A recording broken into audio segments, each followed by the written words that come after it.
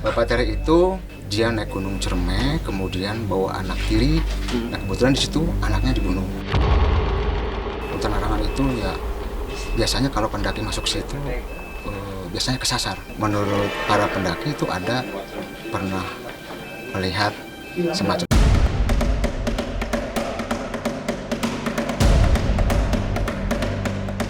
Berada di Provinsi Jawa Barat, Gunung Ciremai syarat dengan jejak mistik. Dengan ketinggian lebih dari 3078 meter di atas permukaan laut, banyak cerita misterius yang pernah terjadi. Para pendaki bahkan hafal titik-titik rawan mistik. Tapi benarkah tanjakan Bapak Tere termasuk yang paling angker? Bagaimana pula dengan cerita Jalak Hitam?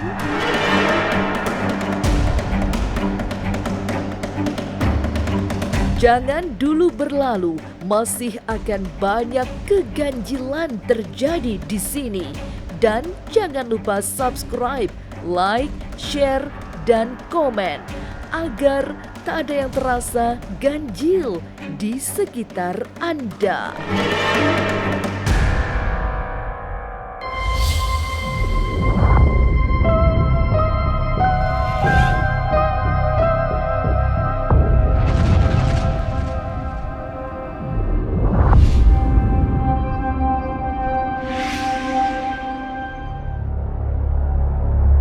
Mengambil jalur Linggarjati Kuningan, Jawa Barat, pendakian ke Gunung Ciremai termasuk yang paling gawat.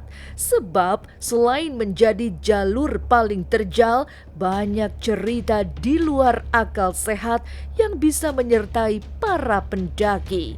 Apalagi jika sudah memasuki kawasan Batu Lingga. Jalur Linggarjati itu Batu Lingga yang terkenal. Ya, yang saya tahu lah, saya tahu itu Batu Lingga itu petilasan lah. Ya, kalau ya salah ya bisa diiniin lah. Itu petilasan Lingga. Batu Lingga itu ya ibaratkan yang saya tahu itu yang dulu-dulu itu antara petilasan kayak semedi gitu.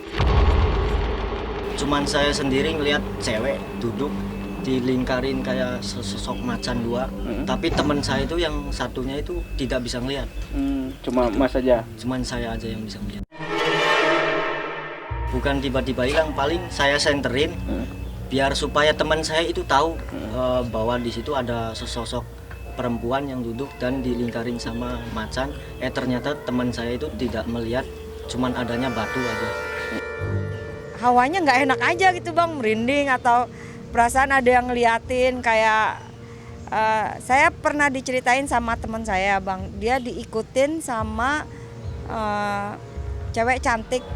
Kalau menurut dia cewek cantik, tapi temennya yang ngeliat itu bukan cewek cantik, tapi melainkan cewek yang serem banget. Wujud-wujudnya seperti gimana sih yang ada di gunung? Tentu wujud-wujudnya lebih dahsyat seperti yang muncul di penglihatan manusia secara umum di perkotaan.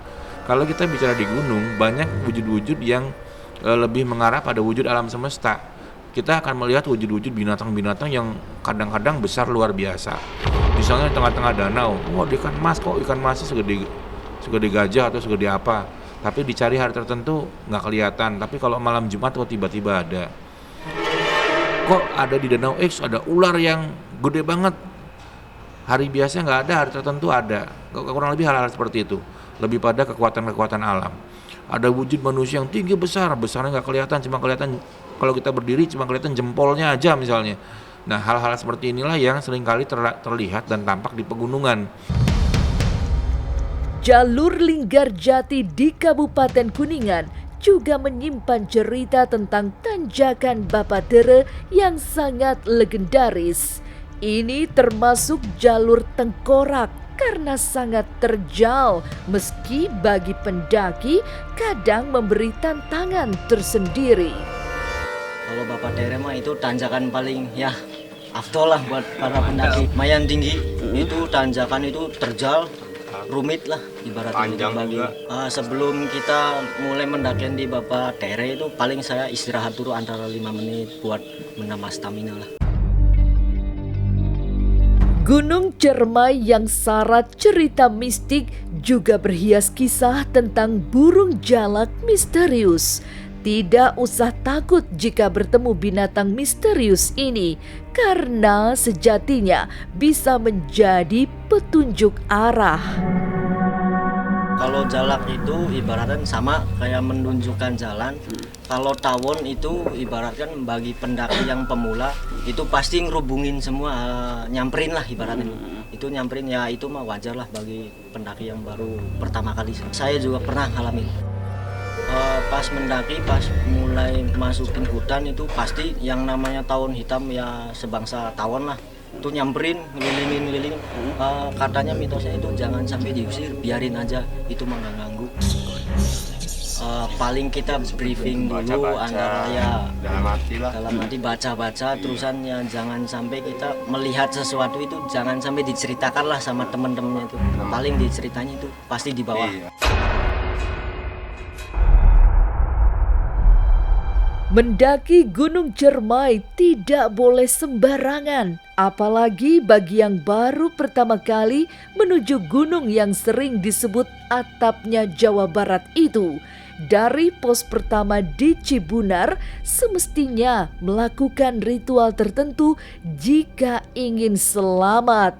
Pada masa lampau, mereka yang hendak mendaki harus mengambil air wudhu di Cibunar, baru memasuki pos berikutnya di Kandang Amis hingga kuburan kuda. Jadi kalau mau mendaki Gunung Cermai itu biasanya harus wudhu dulu di Cibunar. Itu pintu masuk Gunung Cermai menurut sejarah. Dan itu juga kebiasaan kalau orang sini begitu.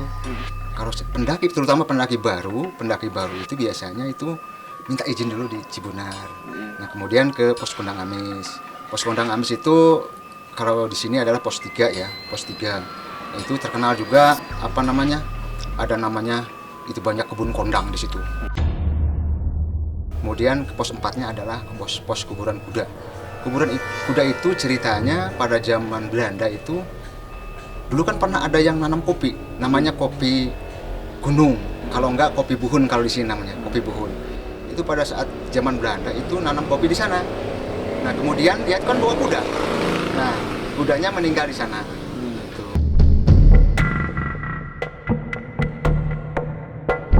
Semakin ke atas, suasana mistik bertambah kental, terutama jika sudah memasuki tanjakan Bapatere yang sering dianggap sebagai tanjakan paling fenomenal di Gunung Cermai.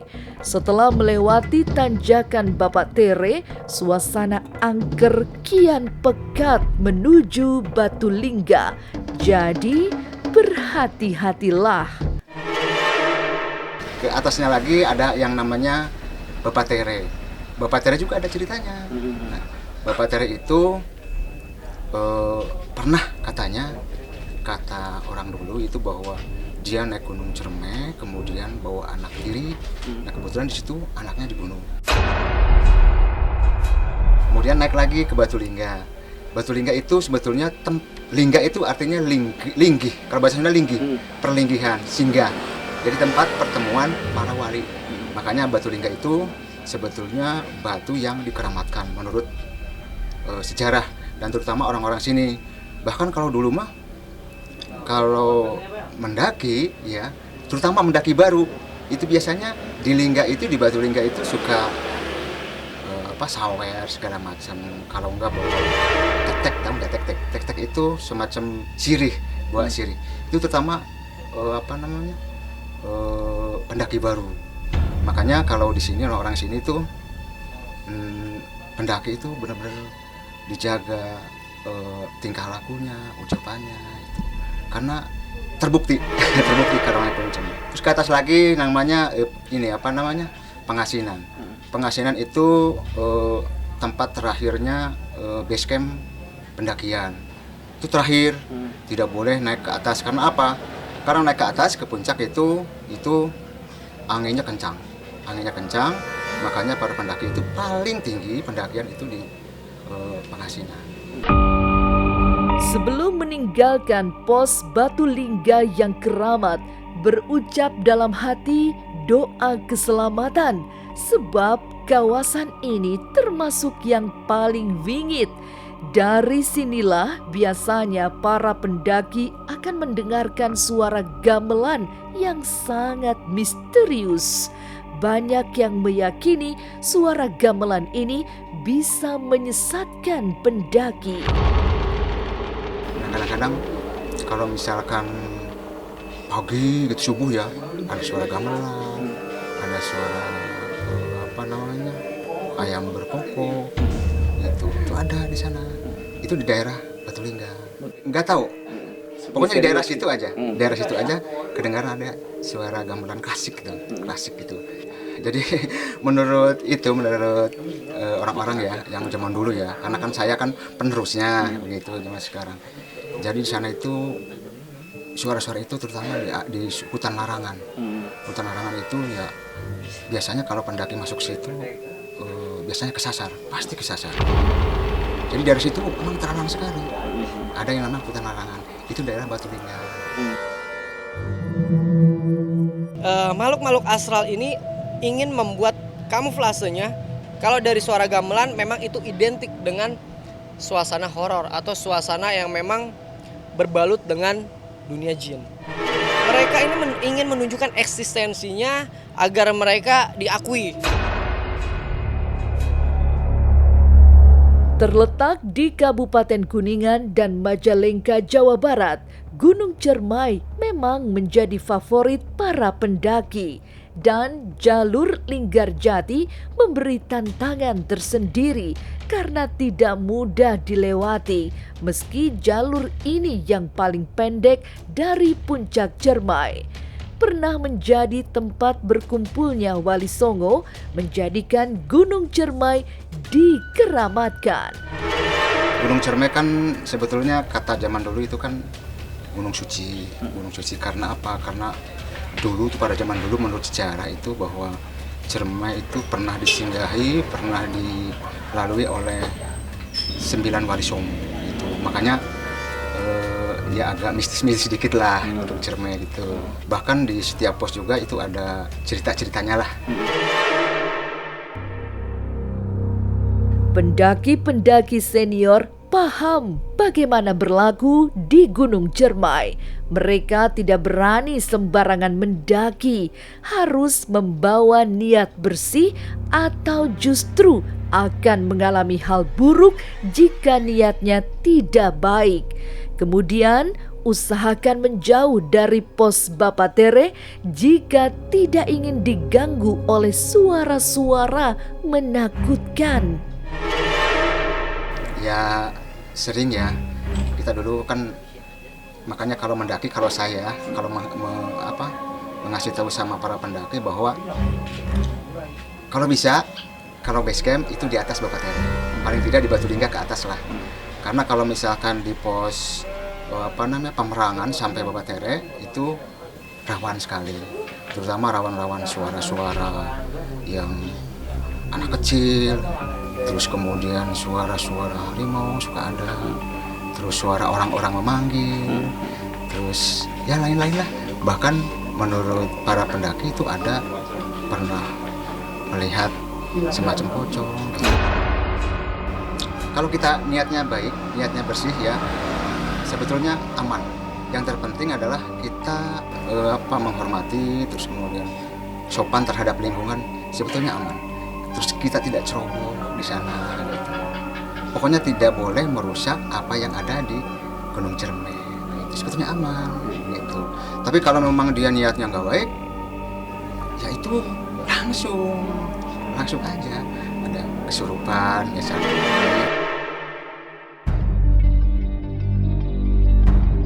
Gunung Cermai yang legendaris memang penuh dengan cerita menakutkan. Tapi di antara kisah-kisah di luar logika yang menyeramkan, ada penampakan yang menggembirakan para pendaki, yaitu jalak dan tawon hitam. Dua-duanya adalah pemberi arah bagi pendaki, meski kehadirannya selalu berbalut dengan cerita mistik.